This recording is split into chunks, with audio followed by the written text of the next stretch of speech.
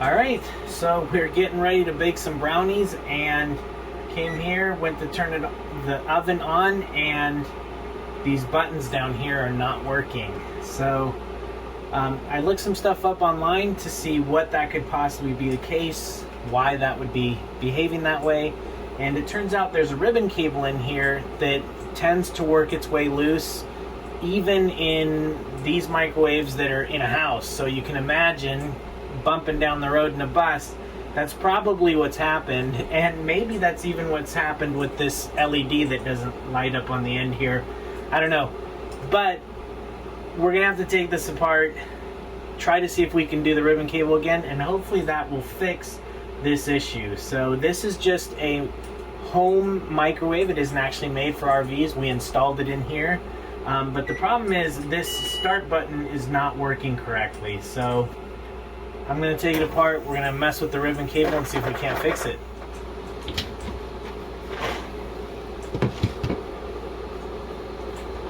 You've got to unbolt it from underneath. Yep. So I've got to unplug it and unbolt it. So do we have access? Oh yeah, we have access. Well, these seem like they're pretty easy to take out. Those garbage bags smell nice. There we go. So that's 4 of them. That should do it. We should be able to pull this out pretty easily. Yeah, I can reach it. Okay.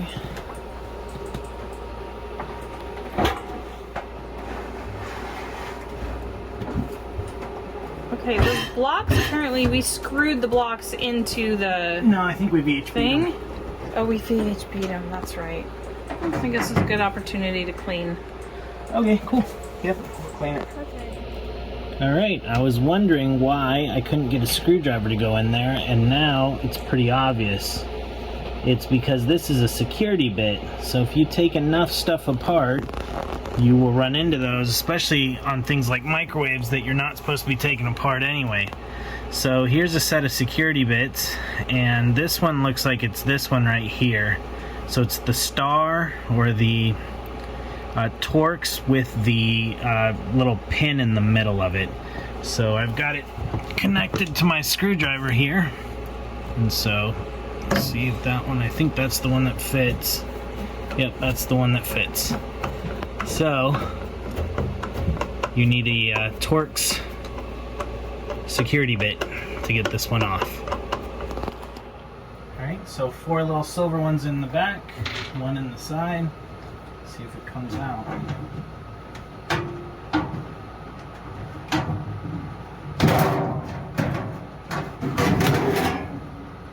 Just like that. Okay. Okay.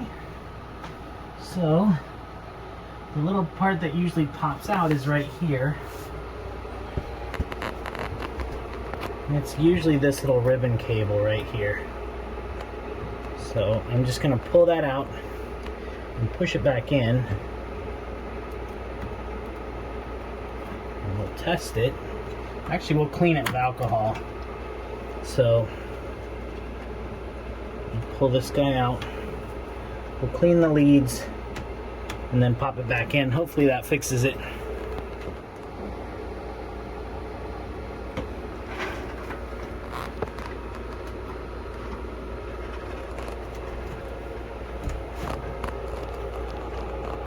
So I'm just cleaning these leads. I think they're just on the one side. Oh no, they're on both sides. Okay. So they're a little dirty.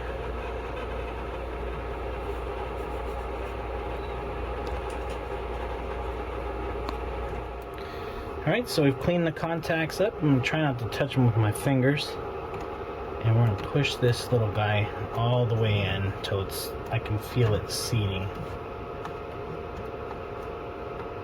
There we go. Now, there's a little green retainer on it. It's a little lock, and so that needs to be pushed all the way down. So it's hard to see that, but that little thing that surrounds it is a little green retainer. Okay, so that's plugged in. So I'm going to put the shell back on, and go ahead and test it just to be sure that everything is working, and if it is, then I'll go ahead and reinstall it. Otherwise, I don't want to go installing it all if it isn't fixed. So I think that's what it is. We'll see. Oh, it's just not long enough. there.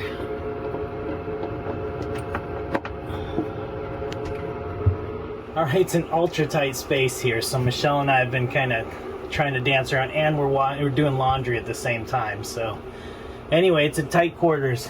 So it says PF because that's what it says when we unplug it and plug it back in, power failure. So hopefully, usually we can hit, the thing we want to do is bake. So we want convection bake and then start. Nope. No worky. Nope, that wasn't it. So we gotta take more stuff apart. Well, 9 times out of 10 it's the little ribbon cable, but that is not the case with ours. Apparently ours, this little sticky pad went bad, and so you can fix these. It's just a huge pain to fix these. So what we went ahead and did is ordered the part, and surprisingly it was here in 2 days. So it got here very quickly. So thank goodness.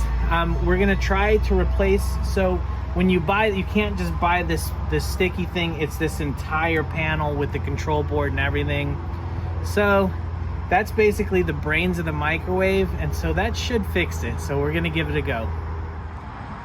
All right, so this is the part, and it looks the same. So I know it looks blue, but that's just a protective cover on the little stainless panels. So well, we'll give it a go and see if we can get it to work. Oh, as an added bonus, the little LED that was broken will now be fixed. So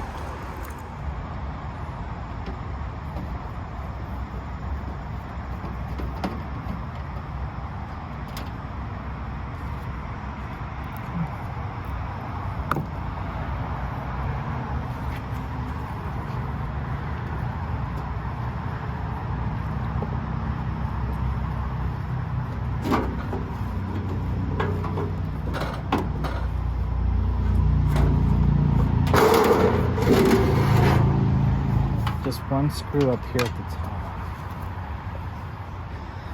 So getting down here.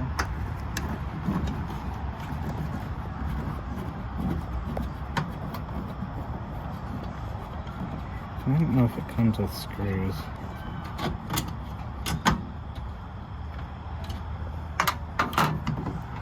Okay, and then this literally just comes off? Yeah, just like that. Okay. All right, so this is the part, and nothing had really rattled loose or anything like that. I really think this front part, the membrane that makes the little buttons click, I think that's all that wore out, because the only two that were not really functioning was the pause start and this number 2. So those two were not working, and everything else was pretty much working. Unfortunately, not having the start button makes the whole thing almost useless. Anyway, I don't think, this is not an RV specific microwave, but I don't think that's what contributed to this malfunction. In fact, we looked online and a ton of people had this problem, and 99 or 100% of those probably were in a house. So this is not an uncommon thing. There is a guy who took this apart and like redid the connections. He used paint that was conductive and redid that. That is a huge job that I'm not going to do on the road. So anyway, this part I think was normally $180 or $200, but we got it on sale, quote unquote, for I think $150. So, and they shipped it very quickly. So hopefully this fixes it. We could have just got a whole new microwave, but we have custom built the cabinet around this microwave and custom drilled holes exactly where the feet are and put riv nuts in the bottom of this to accommodate those screws. So we thought that would be too much trouble.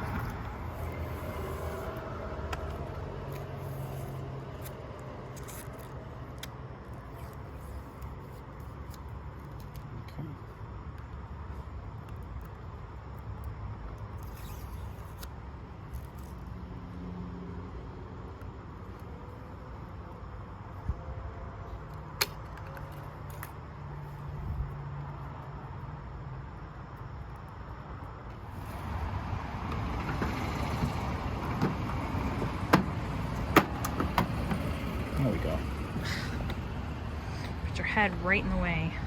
Okay. Is that okay? Yeah.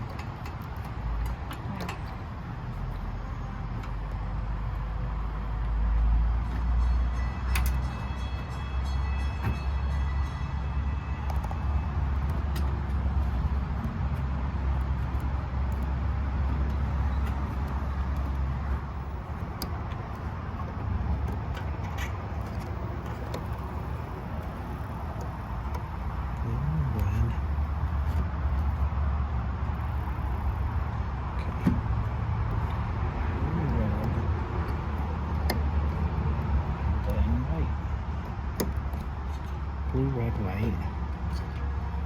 Okay, good. All right, so we've got just a cup, like half a cup of water, and we're just gonna see if it works. So, so the 2 didn't work last time, so I'll try that.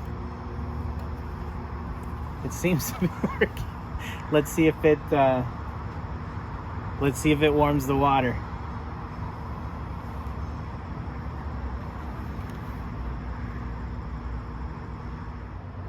All right, so it's been in for a minute.